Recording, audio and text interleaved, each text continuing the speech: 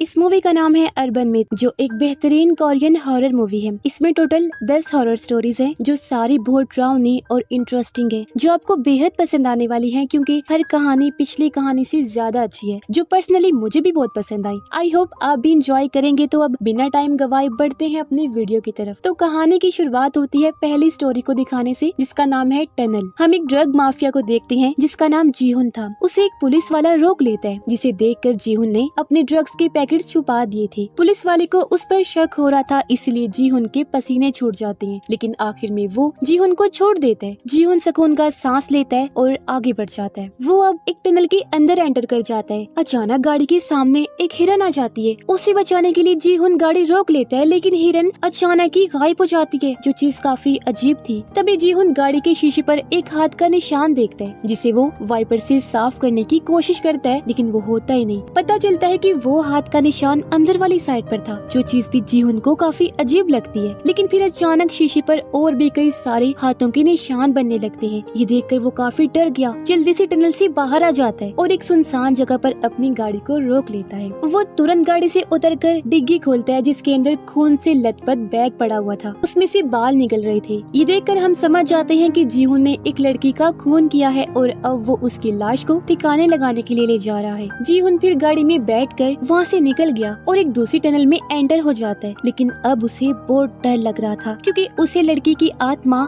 हर जगह दिखाई दे रही थी, जो जीहुन को हॉन्ट कर रही थी। लेकिन वो फिर भी उसे इग्नोर करने की कोशिश कर रहा था।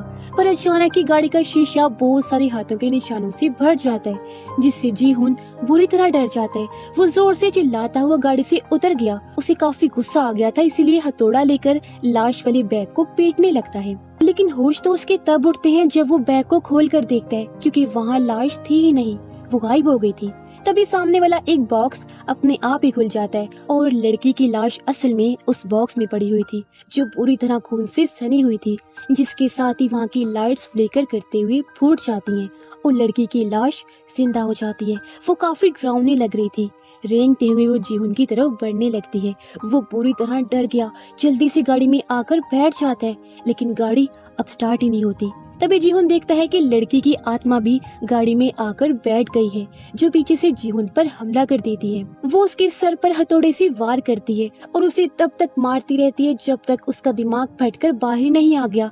पूरी तरह जीहुन की मौत हो जाती है और इसी के साथ ये पहली कहानी भी इधर ही खत्म हो जाती है। दूसरी कहानी का नाम है वुमेन इन रेड, जिसकी शुरुआत में हम सोजिन नाम की एक लड़की को देखते हैं, जो इस समय एक फ्यूनरल में आई हुई थी। वो फ्यूनरल था हिंजू नाम की एक लड़की का, जिसने आत्महत्या कर ली थी। लेकिन सोजिन को उसकी मौत से ज्यादा फर्क नहीं पड़ता। अब सोजिन अपनी फ्रेंड से बात करने के बाद घर आने लगती है, लेकिन उसे अपने घर के गैराज में एक औरत दिखाई देती है, जिसने रेड कलर के कपड़े पहने हुए थे। वो औरत सोजिन को ही घूरे जा रही थी, जो चीज सोजिन को अजीब तो लगी, लेकिन वो उसे इग्नोर करके वहाँ से चली जाती है। सोने से पहले सोजिन जब बाहर टहल रही थी, तो रेड ड्रेस वाली औरत फिर से सोजिन को आकर डरा देती है, इसलिए वो तुरंत अपने घर में चली जाती है। रात को भी जब वो सो रही थी, तो उसे औरत के बुरे बुरे सपने आ रहे थे, इसलिए वो डर की वजह से सो ही नहीं पाती। सोजिन अब हिंजू को याद करते हुए अपने स्कूल का फोटो एल्बम निकालती है, जिसमें हम देखते हैं कि हिंजू हमेशा ही सोजिन के साथ रहने की कोशिश करती है, लेकिन सोजिन हमेशा ही उसे इग्नोर करती रहती थी। अगले दिन सोजिन को फिर से गैराज में वही रेड ड्रेस वाली औरत दिखती है। इस बार सोजिन उसे बहस करने लगती है और जैसे उसके पास आने लगी, वो औरत अचानक से ही गायब हो जाती है, जिससे सोजिन समझ जाती है कि वो कोई आम औरत तो नहीं है। इस बारे में सोजिन अपनी फ्रेंड से बात करती है, जिससे हमें पता चलता है कि हिंजू हमेशा ही सोजिन की दोस्त बनना चाहती थी, जबकि सोजिन हिंजू को पसंद नहीं करती थी, हमेशा उसकी दोस्ती को ठुकरा दिया करती थी। खैर, अब सोजिन घर जाने लगती है। वो जैसे लिफ्ट का दरवाजा खोलती है, उसके सामने रेड ड्रेस वाली औरत थी। उसे देखकर सोजिन काफी डर गई। वो लिफ्ट से बाहर नहीं जाती। वो डरते हुए अब 3 अलग अलग फ्लोर्स पर जाती है, लेकिन हमेशा सामने वो रेड ड्रेस वाली औरत को पाती है, इसीलिए बुरी तरह सोजिन डर जाती है। और अब फाइनली वो औरत बाल हटाकर अपना चेहरा दिखाती है। पता चलता है कि ये और कोई नहीं बल्कि हिंजू की आत्मा है, जो अब सोजिन की तरफ बढ़ने लगती है, इसीलिए वो डरते हुए वहाँ से भागने लगती है। सोजिन अपने घर जा ही नहीं पाती। जहाँ भी वो जा रही थी हर जगह हिंजू की आत्मा आ जाया करती थी, लेकिन फिर अचानक ही उसकी आत्मा वहाँ से गायब हो जाती है। इसीलिए तुरंत सोजिन बिल्डिंग से भागकर बाहर आ जाती है। वो अपना मोबाइल निकालती है, लेकिन इससे पहले मदद के लिए किसी को कॉल कर पाती। ऊपर से हिंजू की आत्मा आकर सोजिन को बालों से पकड़कर अपने साथ ले जाती है। हिंजू की आत्मा सोजिन को लेकर दीवार के ऊपर चलने लगती है। सोजिन उससे माफी मांगती है। हमें पता चलता है कि हिंजू की मौत सोजिन की वजह से हुई थी, क्योंकि सिर्फ दोस्ती करने की वजह से सोजिन ने हिंजू को इतना परेशान किया कि तंग आकर उसने अपनी जान ले ली। अगर सोजिन उससे दोस्ती कर लेती तो ऐसा ना होता। और अब हिंजू सोजिन को बिल्डिंग के टॉप पर ले जाकर नीचे फेंक देती है, जिससे बुरी तरह सोजिन की मौत हो जाती है। यहाँ हिंजू का बदला आज पूरा हो गया था, जिसके साथ ये दूसरी कहानी भी इधर ही खत्म हो जाती है। तीसरी कहानी का नाम है टूथ वॉर्म्स। यहाँ हमें एक डेंटिस्ट दिखाया जाता है जिसका नाम चुंग था। उसके पास एक आदमी अपना चेकअप करवाने आता है जिसके दांतों में बहुत दर्द हो रही थी। चुंग उसे देखता है, लेकिन उसे पता नहीं चल पाता कि आखिर किस कारण की वजह से उसके दांत में दर्द हो रही है। चुंग काफी कंफ्यूज था, क्योंकि आदमी के एक्सरे में भी उसे कुछ नहीं मिलता। इसलिए वो आदमी को ये कहकर घर भेज देता है कि दर्द अपने आप ही ठीक हो जाएगी, तुम्हारे दांत ठीक हैं। रात के समय चुंग जब बाथरूम में आया तो देखता है कि एक सिंक में पानी भरा हुआ है, और ये वही सिंक था जिसमें उस आदमी ने कुल्ली की थी। चुंग सिंक के प्लग को निकाल कर देखते हैं, जिसके अंदर बहुत सारे लंबी लंबी अजीब तरह के कीड़े थे जो बहुत ही गंदे लग रहे थे। चुंग तुरंत इन कीड़ों को फेंक देता है और दोबारा जाकर आदमी के एक्सरे को चेक करने लगता है। अब की बार उसे पता चलता है कि ये अजीब तरह के कीड़े उस आदमी के दांतों में हैं। ये बात चुंग को काफी हैरत में डाल देती है, क्योंकि आज से पहले इस तरह का केस उसने नहीं देखा था। वो इस बारे में अपने सीनियर को बताता है, जिसका भी यही कहना था कि इस तरह का केस पहली बार सुनने में आ रहा है। तो अब तुम ऐसा करो कि लाइब्रेरी में जाकर इस पर रिसर्च करो। इसलिए चुंग तुरंत लाइब्रेरी में जाकर अपनी रिसर्च शुरू कर देता है, ताकि वो कीड़ों के बारे में जान सके। एक किताब से उसे पता चलता है कि इन कीड़ों को टूथ वॉर्म्स कहते हैं, जो लाख में से सिर्फ एक आदमी को होते हैं। एक बार एक आदमी को भी ये टूथ वॉर्म्स हो गए थे, जिस वजह से वो पागल हो गया था। इसीलिए बाद में उसे मार दिया गया, क्योंकि ये बहुत खतरनाक कीड़े होते हैं। ये जानलेवा होते हैं और बहुत तेजी से फैलते हैं। लेकिन हाँ, अगर इन्हें रोका ना जाए तो ये बहुत बड़ी मुसीबत खड़ी कर सकते हैं। जो पढ़कर चुंग काफी परेशान हो जाता है। वो जब वापिस आया तो वही आदमी फिर से अपने दर्द को लेकर आया हुआ था। चुंग क्योंकि टूथ वॉर्म्स के बारे में जान गया था, इसलिए वो आदमी का इलाज करने का फैसला करता है और वो उस आदमी के पास जाता है अपनी काफी प्रोटेक्शन करके। चुंग सबसे पहले आदमी के मुंह को सुन करता है और अब उन कीड़ों को निकालने का बस एक ही रास्ता था, उसके जबड़े को काट कर एक एक करके कीड़ों को निकालना। लेकिन चुंग काफी डरा हुआ था, उसके हाथ कांप रहे थे, क्योंकि वो जानता था कि ये कीड़े जानलेवा हैं। लेकिन फिर भी चुंग हिम्मत करके आदमी के जबड़े को काट देता है और अब बारी बारी कीड़े निकालना शुरू करता है। लेकिन अचानक ही आदमी की हालत बहुत खराब हो जाती है। वो अपना कंट्रोल खो देता है, बुरी तरह कांपने लगता है। उसकी आंखें अजीब हो गई थी, क्योंकि अब वो कीड़े उसकी आंखों में भी पहुंच गए थे। ये देखकर चुंग काफी डर जाता है, क्योंकि वो समझ गया था कि अब काफी देर हो गई है। वो कीड़े आदमी के दिमाग तक भी पहुंच गए हैं और अब वो आदमी बन जाता है एक ज़ॉम्बी। वो चुंग पर हमला कर देता है, उसकी गर्दन पर बुरी तरह काट लेता है। चुंग नीचे गिर जाता है और अब वो आदमी चुंग की असिस्टेंट को भी बुरी तरह काट देता है। चुंग अपने गर्दन पर हाथ लगाता है। उसने देखा कि कीड़े अब मेरे अंदर भी आ गए हैं, यानी कि वो भी इस बीमारी से इन्फेक्टेड हो गया था। इस बीमारी से बचने के लिए वो अपना जबड़ा काटने लगता है, लेकिन तभी उसने देखा कि ये कीड़े तो मेरी आंखों में भी आ गए हैं, यानी कि अब चाहकर भी वो इस बीमारी से छुटकारा नहीं पा सकता। तभी वो देखता है कि मेरी असिस्टेंट भी ज़ॉम्बी बन गई है, यानी कि ये बीमारी वायरस की तरह तेजी से फैल रही थी, जिसके साथ ही वो भी ज़ॉम्बी बन जाता है। इससे हम समझ जाते हैं कि अब दुनिया में बहुत बड़ा तहलका मचने वाला है। ये वायरस हर किसी को इन्फेक्टेड कर देगा। इसी भयानक सीन के साथ ये कहानी भी इधर ही खत्म हो जाती है। चौथी कहानी का नाम है नेक्रोमेंसी। हम दो बेस्ट फ्रेंड्स को देखते हैं। एक का नाम था जीहुन और दूसरी का नाम था हायुन। ये दोनों एक दूसरे के बहुत करीब थी, इतना कि एक दूसरे का हर काम करती थी।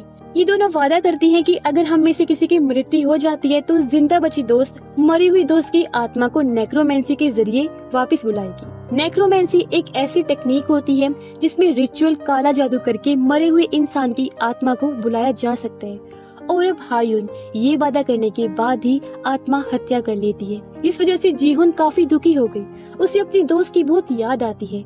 वो अब हायुन के लॉकर को जाकर चेक करती है, जिसमें से उसे अपनी और हायुन की तस्वीरें और कुछ सामान मिलते हैं, जिस वजह से उसे हायुन के साथ गुजारे हुए पल याद आने लगते हैं। उसे हायुन की डायरी भी मिलती है, जिसमें नेक्रोमेंसी करने का पूरा तरीका लिखा हुआ था, जिसमें कुछ मंत्र भी लिखे हुए थे। उसे नाखून और एक अजीब डॉल भी मिलती है। ये सब देखकर जीहुन फैसला करती है कि अब मैं नेक्रोमेंसी रिचुअल करके हायुन की आत्मा को वापस बुलाऊंगी। अब जीहुन हायुन के नाखून डॉल में भर के डायरी में लिखे गए मंत्र को पढ़ने लगती है।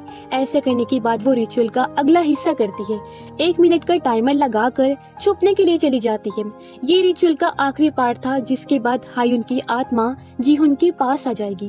और अब जैसे 1 मिनट पूरा होता है, पूरे स्कूल की लाइट्स फ्लिकर होने लगती हैं, जिसके बाद ही जीहुन के सामने हायुन की आत्मा आ जाती है, जो बिल्कुल नॉर्मल लगती है। जीहुन उससे बात करने के लिए जाती है, लेकिन अचानक ही उसकी आत्मा वहाँ से गायब हो जाती है। जीहुन फिर से डायरी को चेक करती है। उसे पता चलता है कि जिस पेज पर हायुन ने रिचुअल लिखा था वो आधा फटा हुआ था। वो फटा हुआ हिस्सा जीहुन ढूंढने लगती है, जो जल्दी उसे मिल भी जाता है। उस पर लिखा हुआ था कि जो आत्मा जिंदा होकर दोबारा आएगी वो नॉर्मल इंसान के मुकाबले काफी खतरनाक होगी। और अब तभी हायुन की आत्मा जीहुन के सामने आ जाती है, जो अचानक ही डिमोनिक बन जाती है और वो बहुत डरावनी लग रही थी। अचानक ही उसका मुंह किसी बड़े से जानवर की तरह खुल जाता है, जो देखकर जीहुन काफी डर जाती है, लेकिन वो कुछ कर पाती उससे पहले ही हायुन की आत्मा उसे कच्चा चबा जाती है। उसे खाने के बाद हायुन की आत्मा शीशे के सामने जाकर खड़ी हो जाती है, जिसके रिफ्लेक्शन में उसे जीहुन दिखाई देती है। यानी कि इस तरह हायुन ने जीहुन को अपने साथ जोड़ लिया था और अब वो हमेशा साथ रहेंगी। और इसी के साथ ही ये कहानी भी इधर ही खत्म हो जाती है। 5वीं कहानी शुरू होती है, जिसका नाम है दी वॉल। हम देखते हैं जोंग नामी एक लड़के को, जिसने आज ही नए घर में शिफ्ट किया था। पर रात होते ही दीवारों में से नॉक नॉक इन्हें खटखट की आवाजें आने लगती हैं, जो पूरी रात ही आती रहती हैं, इसलिए जोंग सो नहीं पाता।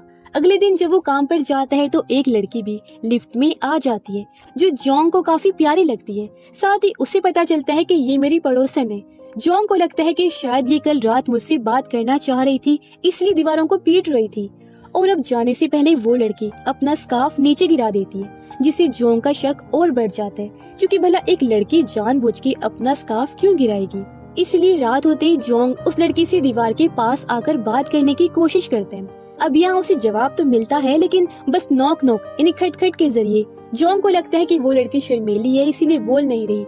वो कहता है कि अगर तुम उससे दोस्ती करना चाहती हो तो पहले 1 बार फिर 2 बार नॉक करो। जोंग के ये कहने पर उसे जवाब मिलने लगते हैं, जिस वजह से वो काफी खुश हो जाता है। अगले दिन जोंग फिर से उस लड़की से लिफ्ट में मिलता है। वो यहाँ भी उस लड़की से नॉक नॉक करके बात करने की कोशिश करता है, लेकिन उसकी ये हरकत देखकर कुछ समझ नहीं पाती वो, और इस बात को हंसी में ही टाल कर यहाँ से चली जाती है। अब आज रात जोंग को दीवार में से आवाज नहीं आती, इसलिए वो उस लड़की के घर जाता है उसका स्कार्फ वापस करने के लिए। जोंग देखता है कि उस लड़की के घर का दरवाजा खुला हुआ है। वो जब अंदर आया तो देखता है कि पूरा कमरा ऐसे बिखरा हुआ है जैसे यहाँ पर कोई रहता ही ना हो। यहाँ न्यूज़पेपर से पता चलता है कि एक कपल की मौत हो गई थी, जो इस घर में रहा करते थे, लेकिन उनकी लाशें नहीं मिली थी। जोंग समझ जाता है कि मैं जिस लड़की से मिला था वो कपल में से लड़की थी। ये देखकर वो काफी घबरा गया, तुरंत अपने घर आ जाते हैं। वो अपने घर की दीवार को तोड़ने लगता है और ये देखकर उसके होश उड़ जाते हैं कि उस कपल की लाशों को यहाँ सीक्रेट क्लोजेट में छुपाया हुआ है, जो देखकर वो काफी चौंक जाता है। और अब इससे पहले वो अपनी जान बचाकर यहाँ से भाग पाता, कोई अनजान शैतानी ताकत उसका भी गला पकड़ लेती है और वो जोंग को मारने की कोशिश करती है। अब वो शक्ति जोंग को हवा में उठा देती है, जिसके साथ ही उसके घर में भूकंप को भी ले आती है और वहाँ एक अजीब सा पोर्टल खुल जाता है, जिसके अंदर वो शक्ति जोंग को फेंक देती है। और बस इसके बाद जोंग का कुछ भी पता नहीं चल पाता और ये कहानी इधर ही खत्म हो जाती है। लेकिन हम समझ जाते हैं कि वो मर गया होगा, बिल्कुल उस कपल की तरह, और उनकी मौत बस मिस्ट्री बनकर रह गई। इसके बाद हम 6ठी कहानी देखते हैं, जिसका नाम है द क्लोजेट। हमें एक लड़की दिखाई जाती है जी हाई, जिसे अपने लिए एक क्लोजेट चाहिए था। फिर इंटरनेट पर उसे काफी सस्ता क्लोजेट भी मिल जाता है। वो तुरंत क्लोजेट के ऑनर से मिलने चली जाती है, लेकिन वो उसे काफी क्रीपी लगता है। अब जी हाई जब क्लोजेट देखती है तो वो उसे काफी पसंद आ जाता है, लेकिन साथ साथ उसे क्लोजेट के ऑनर से डर भी लग रहा था, इसलिए वो ये कहकर यहाँ से भाग जाती है कि मैं आपका क्लोजेट परचेज कर लूंगी क्योंकि ये मुझे बहुत पसंद आ गई है। खैर अगले दिन जी हाई के घर वो क्लोजेट आ जाते हैं, लेकिन इसी रात से जी हाई को डरावने डरावने सपने आने लगते हैं और हर रात क्लोजेट का दरवाजा अपने आप ही खुल जाया करता था। इस वजह से जी हाई समझ जाती है कि ये कोई आम क्लोजेट नहीं है, लेकिन फिर भी वो काले मोतियों की एक थैली बनाकर उसे क्लोजेट पर लटका देती है ताकि उसे डरावने सपने ना आए। लेकिन रात को ही मोतियों से भरी वो थैली फट जाती है और जी हाई पर कोई अनजान शक्ति हमला कर देती है, जिस दौरान क्लोजेट का दरवाजा फिर से खुल जाता है।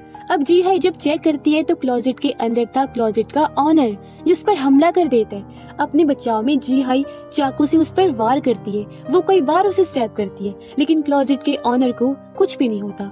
इसका मतलब था कि वो खुद एक डीमन था जो क्लोजेट के अंदर रहा करता था और अब वो जी हाई पर भी हमला करता है और उसे खींचकर अपने साथ क्लोजेट में ले जाता है और ये कहानी इधर ही खत्म हो जाती है। 7वीं कहानी का नाम है गोस्ट मैरिज। एक लड़का जायहुन दिखाया जाता है जो एक जॉब इंटरव्यू के लिए आया हुआ था, लेकिन यहाँ उसे अजीब से सवाल पूछे जाते हैं, जैसे कि तुम्हारा जन्म कब हुआ था और हंजा में तुम्हारा नाम कैसे लिखते हैं।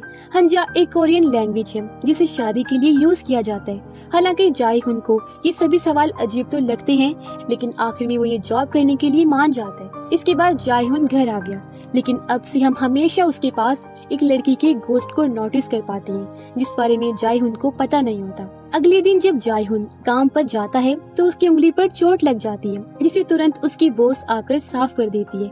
अब बॉस ने उसकी मदद इसीलिए की थी क्योंकि गोस्ट मैरिज यानी भूत से शादी करने के लिए इंसान का ठीक होना जरूरी है, जिस बात से जायहुन अनजान था। वो लाइब्रेरी जाता है कुछ फाइल्स को देखने के लिए। यहाँ उसे रेड कलर का एनवेलप मिलता है जो इस बात का साइन था कि उसने गोस्ट मैरिज के इनविटेशन को एक्सेप्ट कर लिया है। उसके अंदर अजीब चीजें थी जिन्हें देखकर जायहुन को अजीब भी लगता है, साथ ही उसे कहीं ना कहीं शक भी हो रहा था कि ये मेरे साथ कुछ उल्टा कर रही है। वो घर आ जाता है, लेकिन हम समझ जाते हैं कि वो फंस चुका है।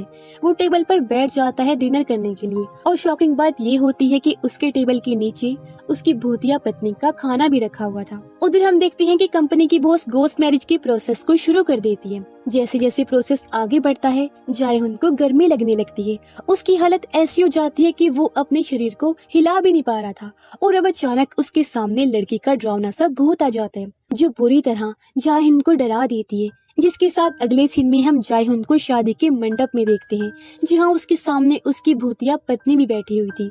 वो बहुत भयानक दिख रही थी, उसके मुंह से खून भी आ रहा था। और अब शादी का प्रोसेस पूरा होते ही वो जायहुन के फेस पर टच करती है।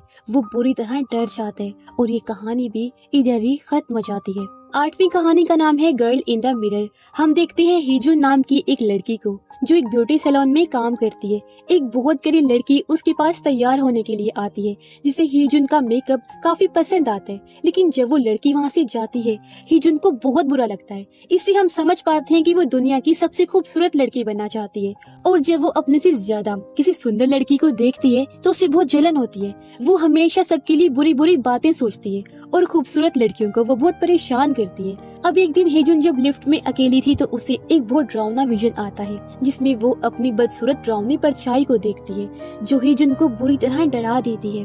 अब घर आने के बाद हीजुन शीशे में खुद को घूरने लगती है। यहाँ हम साफ साफ देख पाते हैं कि उसकी झलक डिमोनिक हो गई है, क्योंकि वो हमेशा खुद को शीशे में घूरती रहती थी और लोगों के बारे में उल्टी सीधी बातें बोलती थी। अब उसके अंदर की सारी नेगेटिव एनर्जी, बुरी सोच वापस पलटकर हीजुन पर ही आ रही थी। वो अब मोबाइल में प्यारी प्यारी लड़कियों को देखकर गुस्सा करने लगती है, लेकिन फिर खुद को शांत करके वो अपनी प्यारी सी तस्वीर बनाती है, मगर उसकी रिफ्लेक्शन डिमोनिक हो जाती है, जिससे हीजुन इतना डर जाती है कि उसके हाथ से मोबाइल गिर जाता है। कुछ समय बाद वो जब अपना फोन उठाती है तो मोबाइल से निकलता है उसके रिफ्लेक्शन का डरावना सा हाथ, जो हीजुन के चेहरे को पकड़कर बुरी तरह उसका गाल चीर देती है। उसका चेहरा पूरा खराब हो गया और अब वो जरा भी खूबसूरत नहीं रहती। ये चीज वो बर्दाश्त नहीं कर पाती और बेहोश हो जाती है। लेकिन हम देखते हैं कि उसके फोन से एक भयानक फोटो अपने आप ही इंस्टाग्राम पर अपलोड हो जाती है, यानी कि जिस खूबसूरती के पीछे वो पागल हो रही थी, सबके बारे में नेगेटिव सोच रखती थी, उसका सबक आज उसे मिल चुका था और ये कहानी इधर ही खत्म हो जाती है। नवी कहानी का नाम है मैनिकन। यहाँ हमें एक लड़का चेन दिखाया जाता है जो एक वेयर हाउस में काम करता है जहाँ मैनिकन्स को स्टोर किया जाता है। गार्ड उसे एक दिन एक कहानी सुनाते हैं कि इस वेयर हाउस की मैनिकन काफी अजीब लगते हैं, अक्सर तो ऐसे लगते हैं जैसे जिंदा हो। उसकी बात सुनकर चेन सोच में पड़ जाता है और अब तभी सामने पड़ी एक अजीब सी मैनिकन से वो डर भी जाता है। लेकिन जब ये दोनों वहाँ से चले जाते हैं तो वो मैनिकन अपनी गर्दन हिलाता है, जिससे हम समझ जाते हैं कि वो वेयर हाउस की कहानियाँ बिल्कुल सच्ची हैं। अब चेन जब एक दिन पार्क से गुजर रहा था तो वहाँ वेयर हाउस का मालिक एक आदमी के साथ बैठा हुआ था और अब वो आदमी अपनी गर्दन पूरी घुमा लेता है। हमें पता चलता है कि ये कोई इंसान नहीं है बल्कि ये तो जिंदा मैनिकन है, जिसे देखकर चेन काफी डर गया, तुरंत वहाँ से भाग निकलता है। घर आकर चेन इंटरनेट पर उस वेयर हाउस के बारे में रिसर्च करता है। उसे पता चलता है कि वेयर हाउस का मालिक काफी अजीब है। उसके बारे में कहा जाता है कि वो इंसानों को जिंदा मैनिकन्स में बदल देता है, लेकिन हाँ, इस बारे में कोई सबूत नहीं मिला, इसलिए चेन भी इस पर खास ध्यान नहीं देता। अगले दिन भी चेन जब उस पार्क में से गुजर रहा था तो उसे फिर से वेयर हाउस का ऑनर उस जिंदा मैनिकन के साथ बैठा हुआ मिलता है, लेकिन इस बार वो जिंदा मैनिकन खड़ा हो जाता है और बड़े ही अजीब तरीके से चेन के पास आने लगता है। उसे देखकर चेन बुरी तरह डर गया, अपनी जान बचाकर वो भाग जाता है, लेकिन अब मैनिकन पागलों की तरह उसके पीछे पड़ गया था। वो हर जगह चेन का पीछा करते हुए पहुंच जाता है। चेन एक अंडरग्राउंड जगह पर आ जाता है, लेकिन अब उसके सामने बहुत सारे मैनिकन्स थे और अब उसके पास भागने के सभी रास्ते खत्म हो गए थे। तभी पीछे से वो जिंदा मैनिकन भी आ जाता है, लेकिन चेन उसे गिराकर तोड़ देता है और अब उसके अंदर से खून निकलने लगता है। एक बार फिर चेन डरते हुए भागने लगता है, लेकिन अचानक उसके पैर अकड़ने लगते हैं। वो देखता है कि मेरे हाथ भी मैनिकन के बन गए हैं, यानी कि अब चेन भी पुतला बनता जा रहा था। उसके सामने तभी वेयर हाउस का मालिक आ जाता है। वो चेन को कहता है कि तुम मेरी मैनिकन्स की कलेक्शन में बहुत अच्छे लगोगे, और अब चेन पूरी तरह से एक जिंदा मैनिकन बन जाता है और ये कहानी इधर ही खत्म हो जाती है। 10वीं और आखिरी कहानी का नाम है एस्केप गेम। हम अलेक्सा नाम की एक लड़की को उसके दोस्तों के साथ देखते हैं जो इंटरनेट पर काफी फेमस थे क्योंकि उनका काम था मुश्किल से मुश्किल एस्केप रूम्स को पार करना। एक दिन अलेक्सा और उसके दोस्तों के पास एक मैसेज आता है जिसमें उन्हें एक एस्केप रूम के लिए इनवाइट किया गया था। उन्हें बताया जाता है कि अगर आपने उस एस्केप रूम को पार कर लिया तो आपको मिलेंगे 10 मिलियन वॉन। ये ऑफर एक्सेप्ट करने के बाद अलेक्सा और उसके दोस्त उस एस्केप रूम के लिए चले जाते हैं। यहाँ उन्हें एक अजीब आदमी मिलता है जो तीनों को एक लाइब्रेरी जैसी जगह पर बंद कर देता है, यानी यही इनका एस्केप रूम था। गेम शुरू होने से पहले इन्हें इंस्ट्रक्शन दी जाती है। कहा जाता है कि अगर वो इस गेम में फेल हो गए तो इनकी आत्माओं को शैतान ले जाएगा, पर ऑब्वियसली ये गेम थी तो ये लोग इस गेम की फजूल सी इंस्ट्रक्शन समझकर इग्नोर कर देते हैं। ये गेम में आगे बढ़ गई और एक काफी बड़ी लाइब्रेरी में आ जाती हैं, जहाँ अचानक अलेक्सा के सामने एक लाश आकर लटक जाती है। उसे देखकर अलेक्सा बुरी तरह डर तो जाती है, लेकिन ये सब कुछ इन्हें नकली लग रहा था, इसलिए वो लोग आगे बढ़ जाती हैं। अलेक्सा के एक दोस्त नोरी को काले जादू की एक किताब मिलती है जिसमें अजीबोगरीब बातें लिखी हुई थी, जबकि अलेक्सा और उसके दूसरे दोस्त को 2 दरवाजे मिलते हैं जो लॉक थे। एक दरवाजे में चाबी लगी हुई थी। ये जैसे उसकी मदद से ताला खोलते हैं, कई सारी बुक शेल्फ्स अलेक्सा के दोस्त पर गिर जाती हैं, जिससे उसके सर पर चोट लग जाती है। इन्हें समझ लग गई थी कि ये चाबी दूसरे दरवाजे की है, इसलिए उसे खोलकर ये आगे बढ़ जाती हैं। अंदर बहुत सारी डिमोनिक अजीब तरह की पेंटिंग्स लगी हुई थी, जिनके सामने पेंटिंग्स के बटन्स भी लगे हुए थे। नोरी एक पेंटिंग के सामने खड़ा हो जाते हैं जिसमें एक लड़की को लटकाया गया था और उसकी बॉडी पर बहुत सारे तीर लगे हुए थे। और अब जैसे इस पेंटिंग के बटन को नोरी दबाता है, एक तीर निकलकर उसके गाल को जख्मी कर देता है। ये देखकर नोरी समझ जाता है कि ये कोई मामूली गेम नहीं बल्कि असली है, और इससे पहले वो अपने दोस्तों को किसी भी चीज को छूने से मना करता पहले ही अलेक्सा पिंजरे वाला बटन दबा देती है, जिससे वो अपने दोस्त के साथ एक पिंजरे में कैद हो जाती है। पिंजरे में अब खून भी गिरने लगता है क्योंकि पिंजरे के ऊपर बहुत सारी लाशें पड़ी हुई थी। इंसानों के शरीर के कटे हुए पार्ट्स वहाँ पर पड़े हुए थे। ये देखकर अलेक्सा और उसका दोस्त बुरी तरह डर जाते हैं और अब वो भी समझ गए थे कि ये पूरी गेम असली है। अब नोरी अपना दिमाग लगाकर चाबी वाली पेंटिंग का बटन दबाता है। इस तरह वो चाबी हासिल कर लेता है, लेकिन अनलकीली वो चाबी पिंजरे की नहीं बल्कि आगे बढ़ने वाली दरवाजे की थी।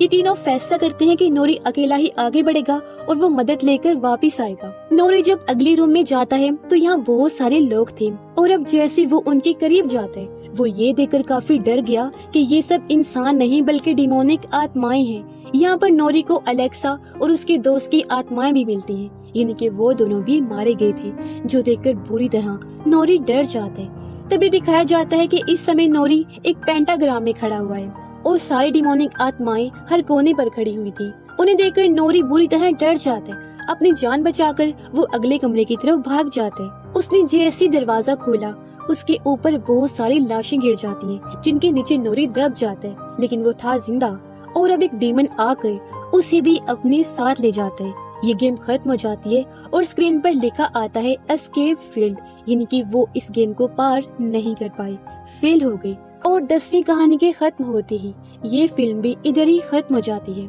आई होप आपको सारी कहानियाँ और हमारी एक्सप्लेनेशन पसंद आई होगी, लेकिन कमेंट बॉक्स में ये जरूर बताइएगा कि आपको कौन सी कहानी सबसे अच्छी लगी और क्यों अच्छी लगी ये भी। बाकी मिलते हैं अगली वीडियो में और भी इंटरेस्टिंग स्टोरीज के साथ। And finally thanks for watching.